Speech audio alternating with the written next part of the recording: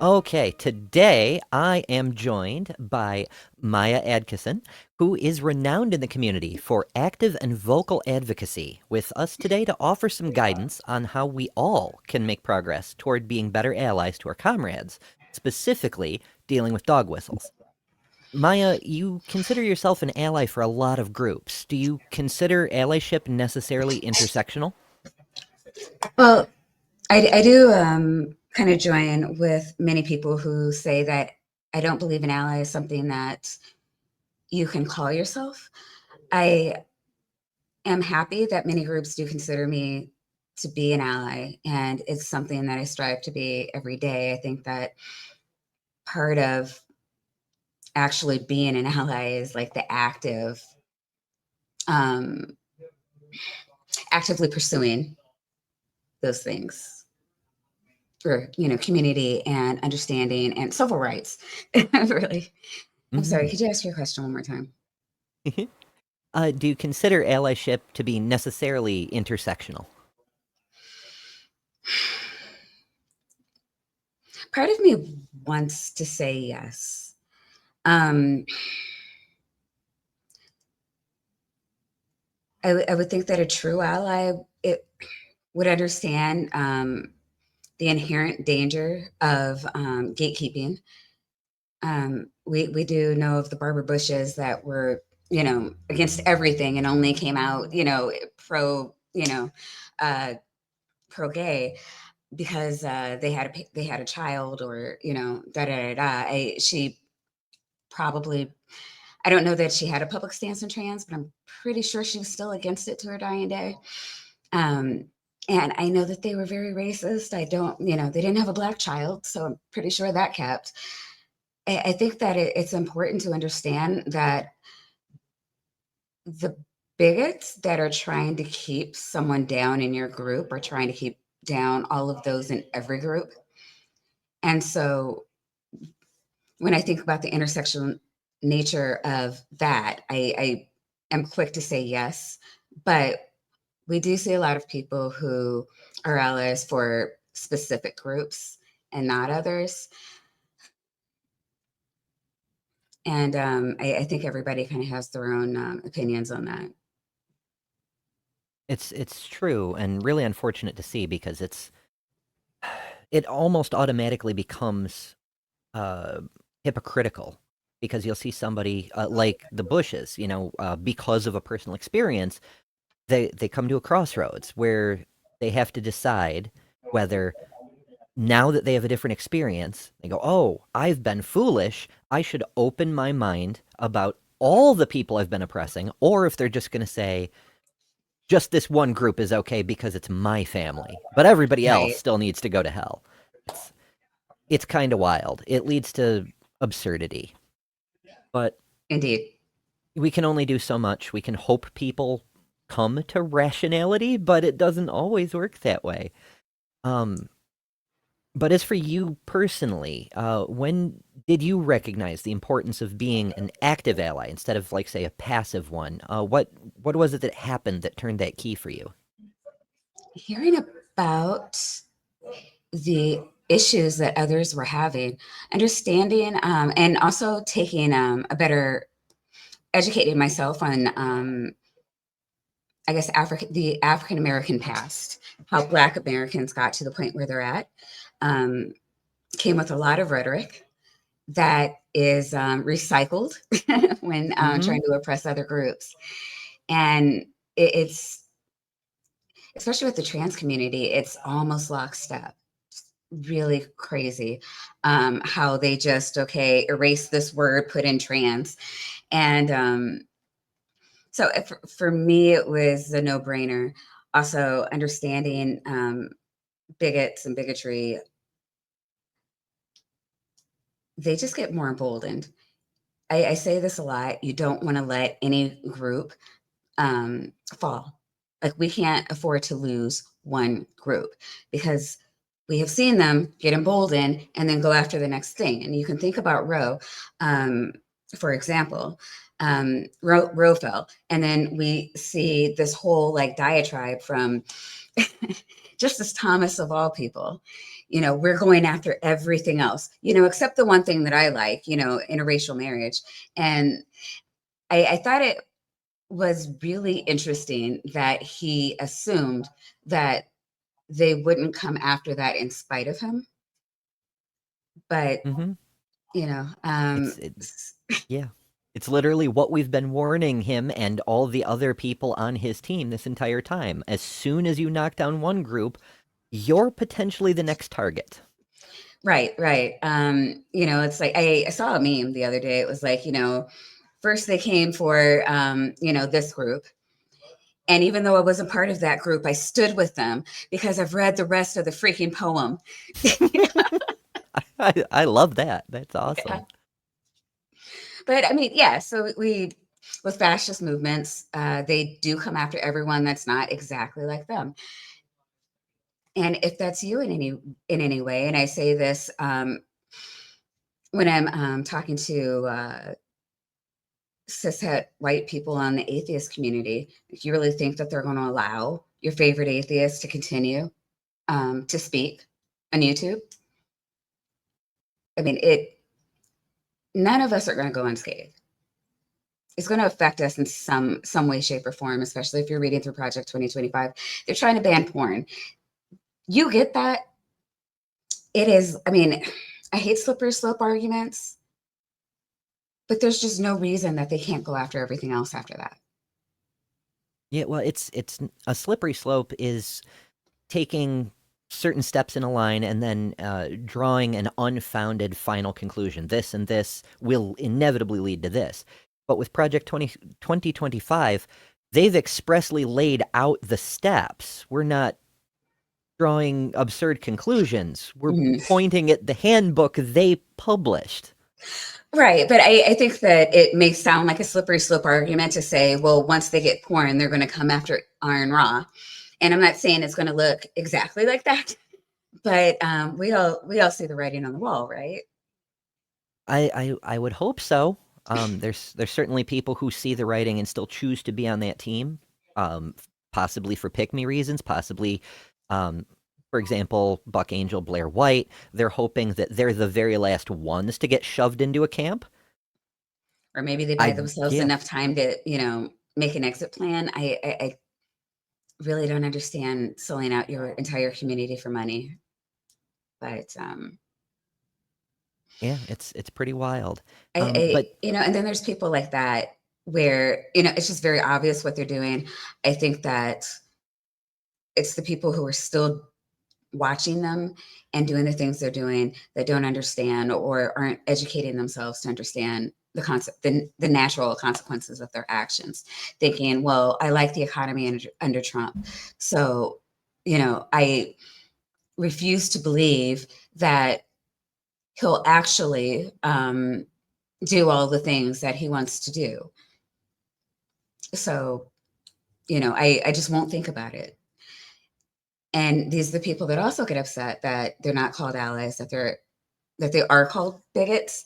And I mhm. understand not wanting to be called a bigot, but if your actions are indistinguishable from bigots, I I think it's time to maybe not get as mad and to maybe start asking more questions.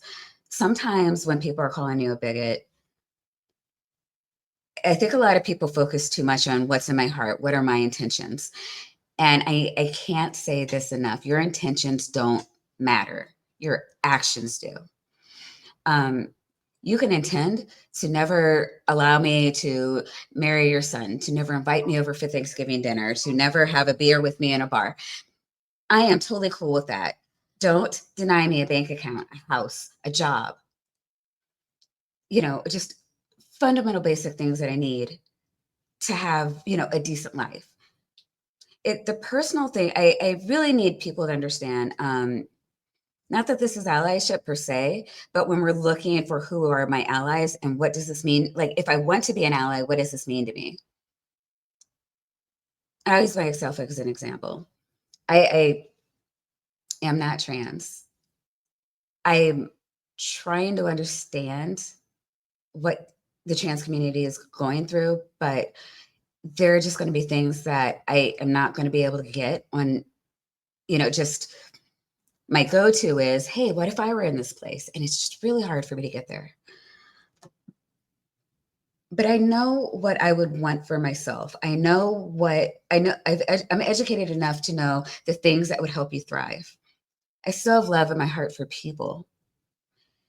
And I wouldn't want to see anyone suffer, and certainly not because of my actions.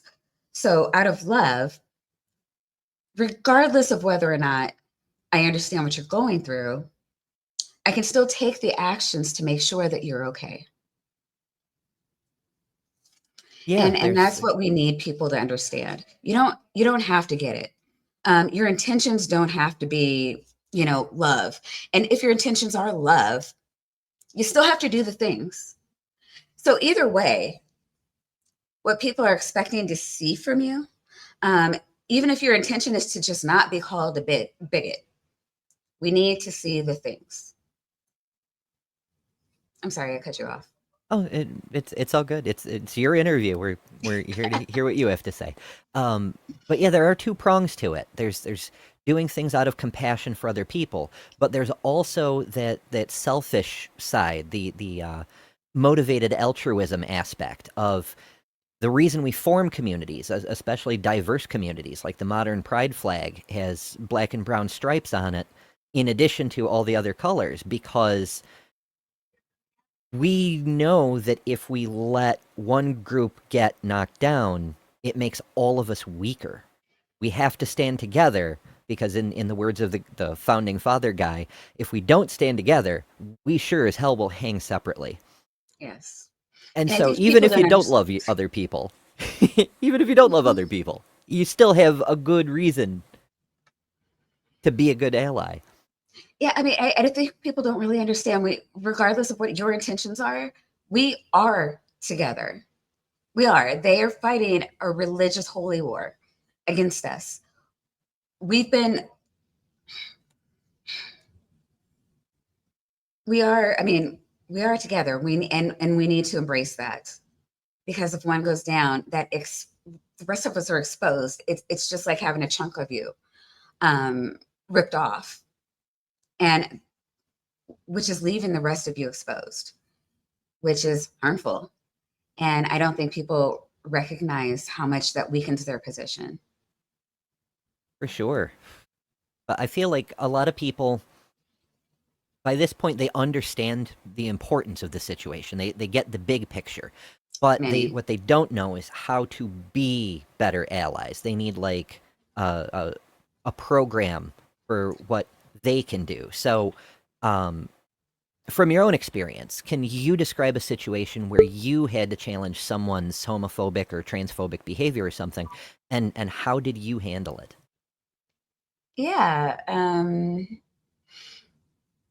About a year ago, I think everybody remembers Germania was doing an open hang, and there was a person that jumped in, and he had a series of avatars going on in his was it avatar? Yeah, and that he wasn't showing his face, but in the avatars, a series of pictures. And I remember seeing like a raccoon, a black man, and then there was a white guy, and I wasn't really familiar with who the white guy was, and I thought the raccoon followed by the black guy, and I'm like, it kind of raised an eyebrow, but I wasn't really ready to say, "Hey, what's up with that?" Um, Nitty is the one who said, "Hey, that's the rapist from A Clockwork Orange," and I'm Oh, like, "Okay." It's like, okay, I gotta speak. Um, and there are a number of us who were speaking, and we were just yelling at Gert, like, you have to ask the question. Like, we weren't saying boot him, cancel him. It was like, he needs to answer for this. Why would you do raccoon, black guy, rapist from A Clockwork Orange? Why are these things together?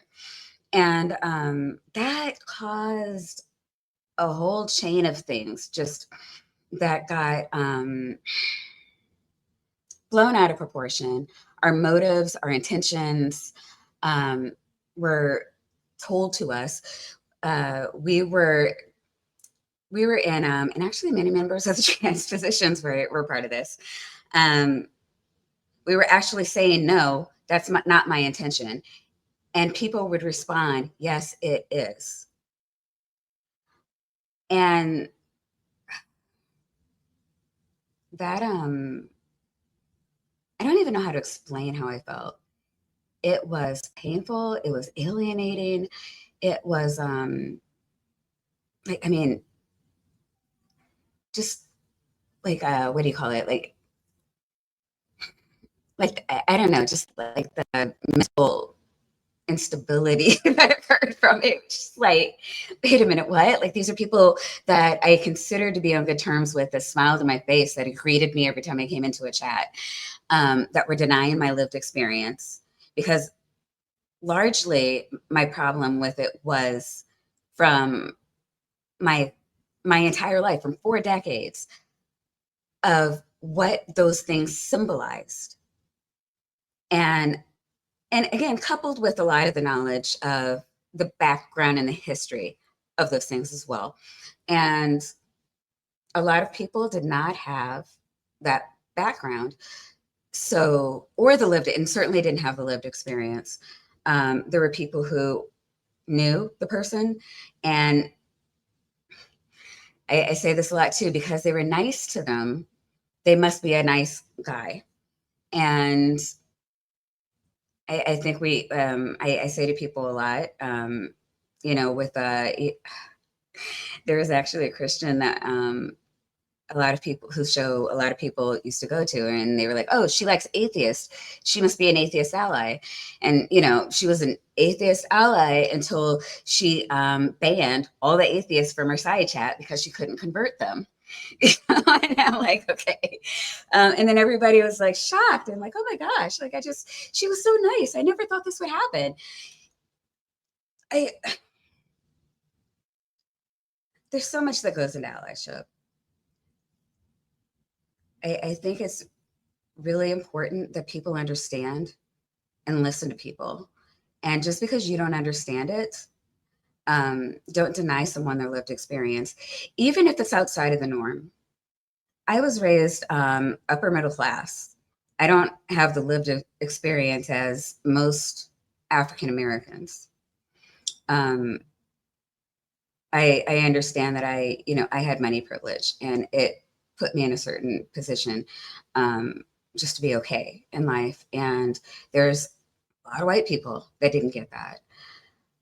So I'm not going to be able to speak from a lived experience standpoint as a lot of people, but that doesn't mean that when I say, no, it's like this, or no, I had this experience, it doesn't negate the statistics.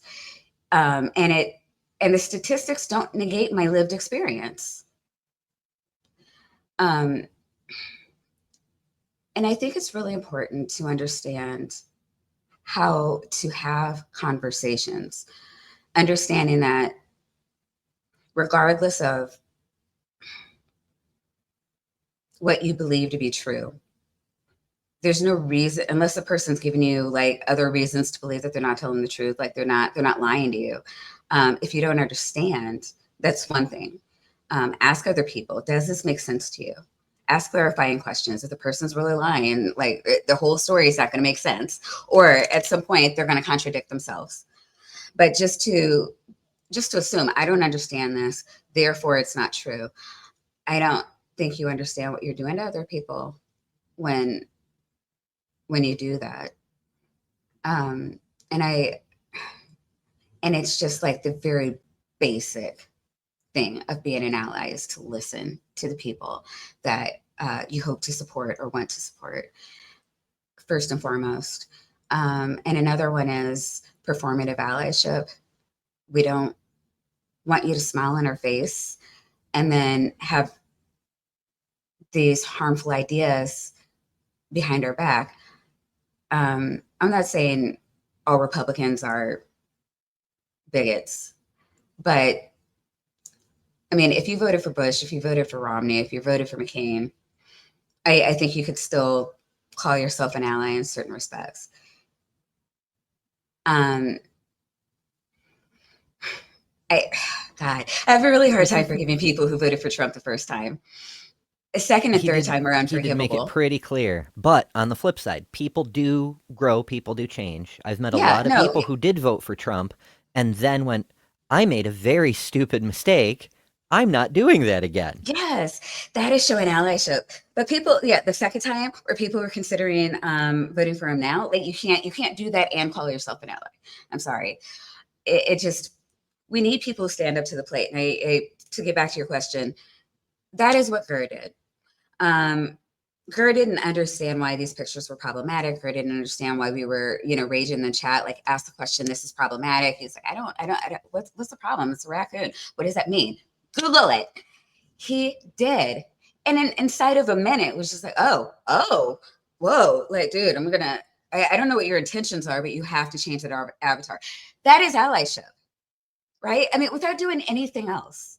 I can see how this would offend people. And I need you to not do that, at least on my show.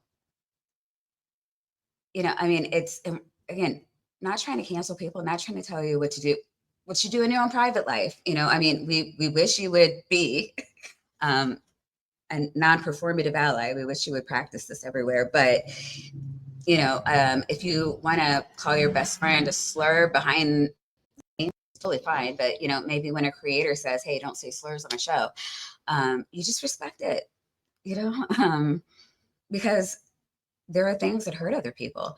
And I was saying this a few weeks ago. People don't just wake up one morning and decide to be angry at cartoons or words.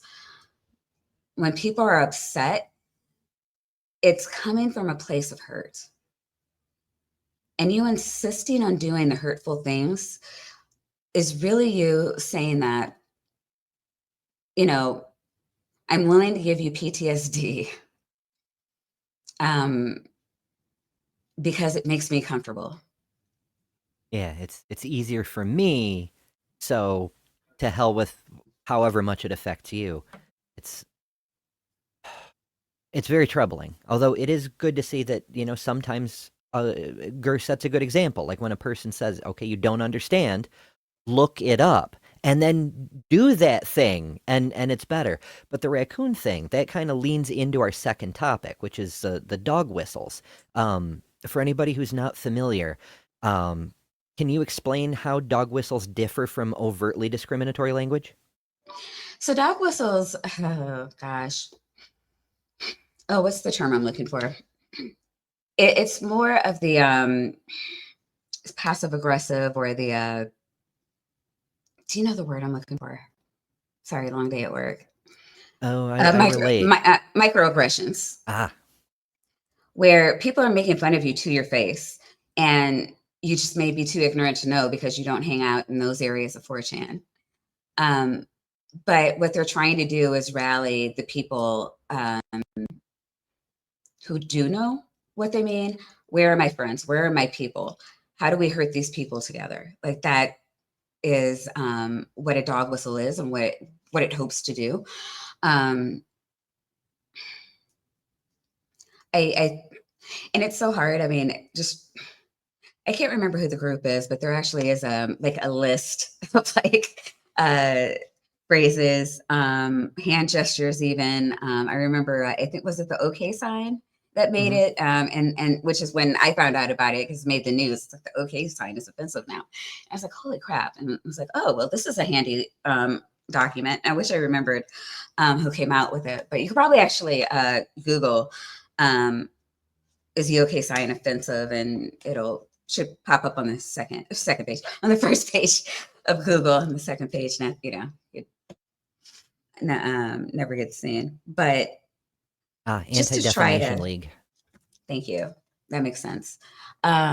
See, yeah, thank you. It's just so hard. And the thing with dog whistles is that they morph, and once they become well known, they will be taken out of favor for something else, usually something that's trending, and then you have to learn new things all over again. And I don't. want people to think that, oh, I have to memorize all dog whistles to be a good ally. I need you to hear the rhetoric. What is it that they're saying? Are they sowing seeds of doubt? Are they trying to other a group? More than likely, if the answer to that is yes, there's some dog whistles that you're just unaware of in there. And it really doesn't matter. Your goal should always be, hey, not cool. These people are, deserving of respect. Whether it's somebody saying something simple like, oh, that's so gay. And just stop the conversation. Why is that gay? How is that gay? What do you mean by that? Is there maybe a better word we can use?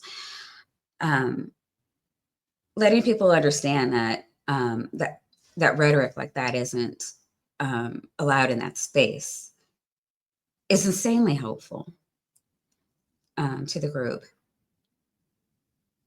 Yeah, it's similar to there a meme from a few years ago where somebody I forget the exact details, but a a fellow makes a very sexist joke in a workplace, and all the guys laugh, and the girl in the group looks a little embarrassed, but then one of the guys Mhm. speaks up and goes, "Wait, why is that funny?" Yeah. Like, Yeah. stand up and say something. Just ask the question, for Right. sure. And I mean, you don't even have to show. I know a lot of people are very uncomfortable with conflict. Um, it You don't even have to engage in the conversation necessarily. I tell people all the time, there's like so much power in just saying, "Hey, not cool, dude," and you know, not engaging with that line of conversation, cutting it off.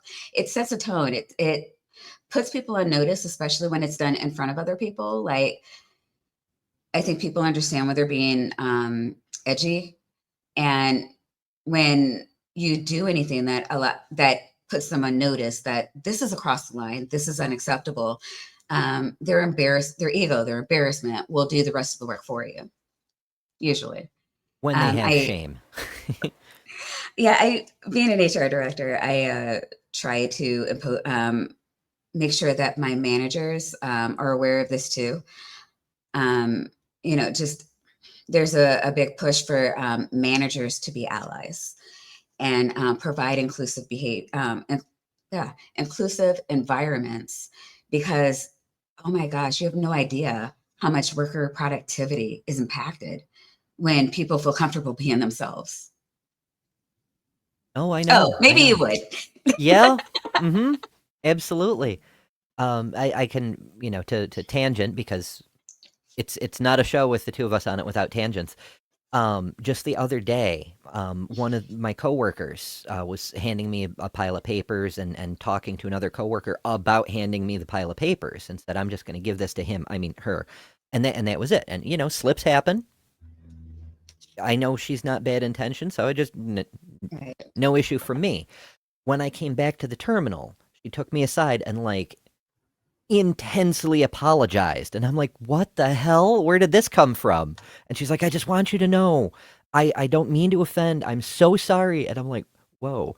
So a little bit later, when she wasn't around, I talked to the manager who witnessed her doing the apology. And I'm like, what the hell was up with her? And she was like, well, after you left, I heard what she said earlier, and she did correct it. But I took her aside and I said, you have to pay attention to what you're saying to people. It's really important. Focus, you know? And she didn't have to do that. The Yeah. situation was all settled. And I feel slightly bad because this wasn't a bad person that she was Right. singling out. It was just a mistake. But at the same time, to have to know your boss has your back to that degree means so much. It's Yeah. Yeah, it's really, really important. That's So, awesome. yeah, now I'll set my soapbox aside and get us back on track here. Knowing common dog whistles, knowing discriminatory behavior, bigots, like you said earlier, bigots are crafting new terms and euphemisms all the time. So, how Mhm. can we identify the subtle discriminatory language, the coded behaviors and things?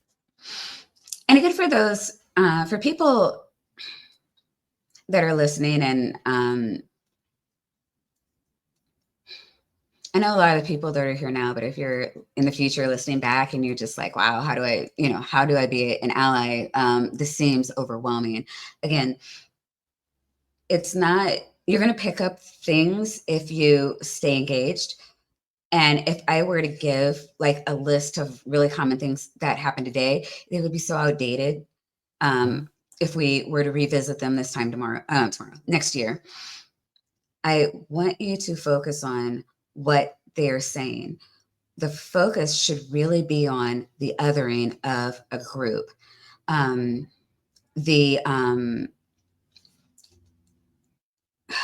them saying they, when speaking of all gay people, all trans people, all black people, all women, um, when they're treating a group as a monolith.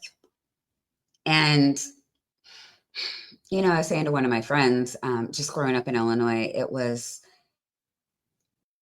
really subtle, like the racism to the point of where like I had to get out of there because I felt like the black people were buying into it.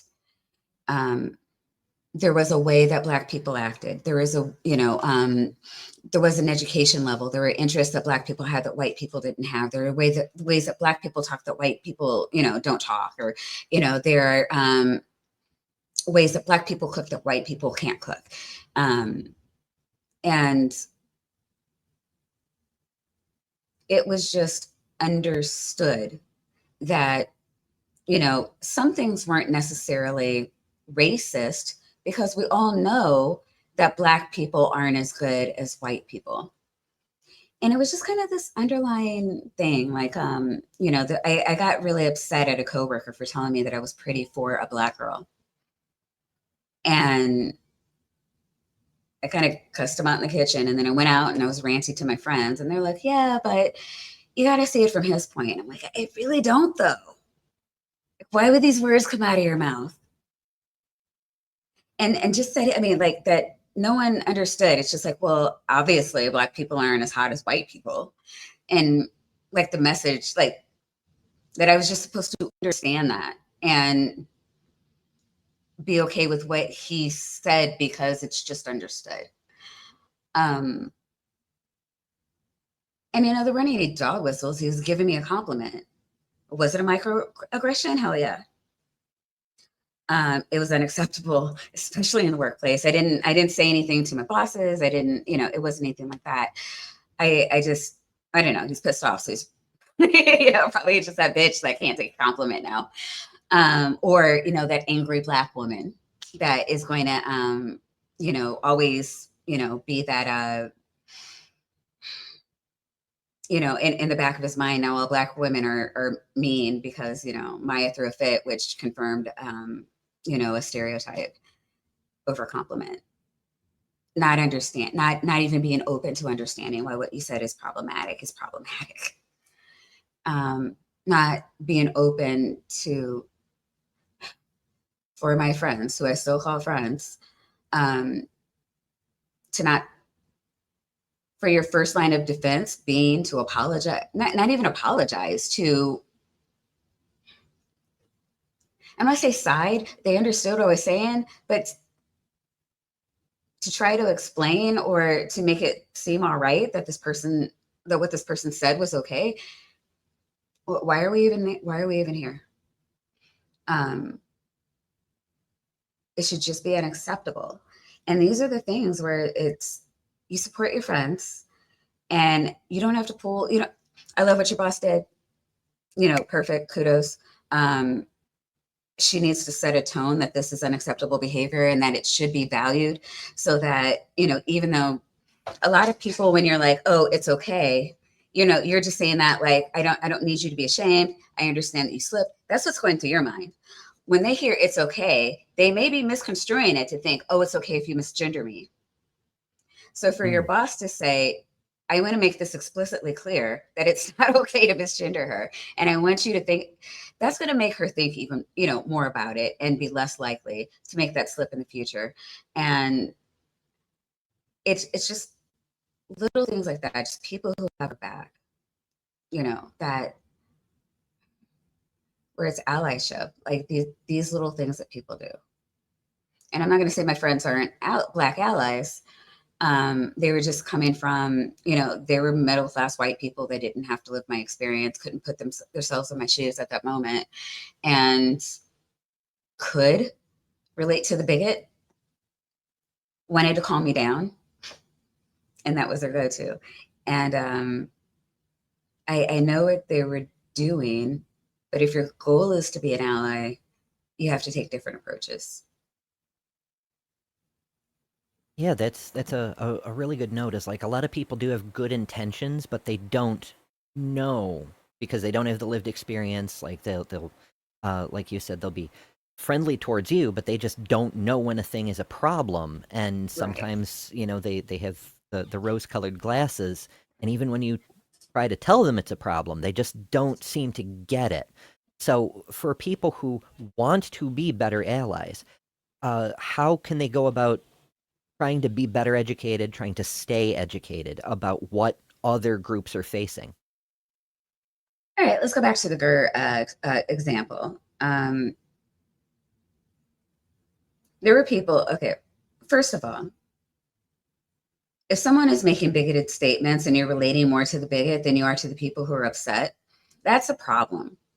And so that it's just very easy that I did myself. There were people I found out that there were that the trans community was a thing. I was an adult before I realized that. I thought, I mistakenly thought, like many Americans, that trans is drag. That there, it took me a while to even separate the two in my mind, and that that there are women, even cis women, that dress up in drag because they like, and do drag shows with cis men, and just because they, they're theatrical, like they like the style of it as an actor and or a singer or as a performer, I guess. It